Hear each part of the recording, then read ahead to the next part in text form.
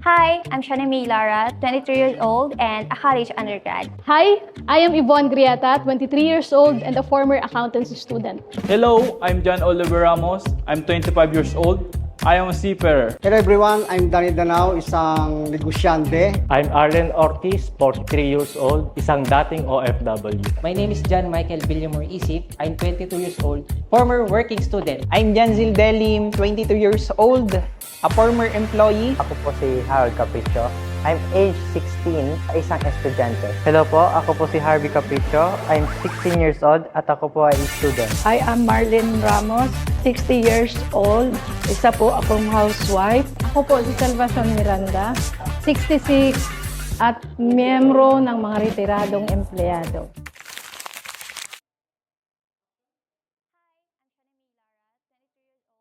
Bilang pangalawa sa 5 magkakapatid, hindi madali para sa akin na tumigil sa pag-aaral. Bilang isang estudyante, isa sa mga naging struggle ko noon ay finances.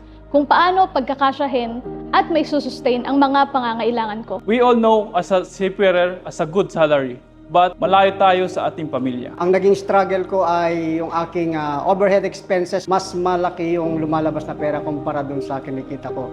Magaang ang trabaho sa ibang bansa, pero dahil sa homesick, napakahirap niyang gawin. Dahil maaga ako namulat sa katotohanan, dahil wala akong parents, natuto akong maging independent, kumita ng sarili kong pera. Isa sa mga naging struggle ko din, kulang na kulang yung sinasahod ko, trabaho ng trabaho pero walang naiipon. And minsan napil ko na din na parang walang growth sa ginagawa ko. Nahirapan po ako na pagkasyahin ang kita ng aking pamilya. Kahit po ako may pension, hindi naman gaano kataas. Ako po ay namumblema sa allowance. Problema rin ako sa aking future.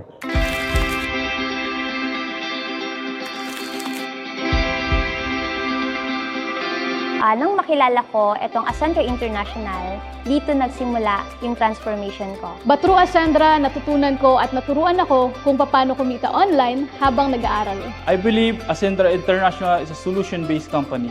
Dahil sa Ascendra International, nadagdagan ang streams of income ko. Buti na lang at dumating sa akin ang Ascendra International. Dahil dito, na-sustain ko yung mga ibang expenses ko sa ating traditional business. Hindi ko na kailangan bumalik, lumabas pa ng bansa, kasama pa ang buong pamilya. At dahil sa Ascendra International, nasusustain din ang financial income na kailangan ng aking pamilya. And right now, natulungan ako ni Ascendra na makapagsimula ng sarili kong negosyo at kumita ngayon ng maganda. Because of Ascendra, hindi lang income yung binago sa atin dito, kundi yung mindset, skills, character, and yung buong pagkatao. Through Ascendra, tulungan nila ako sa aking financial issues.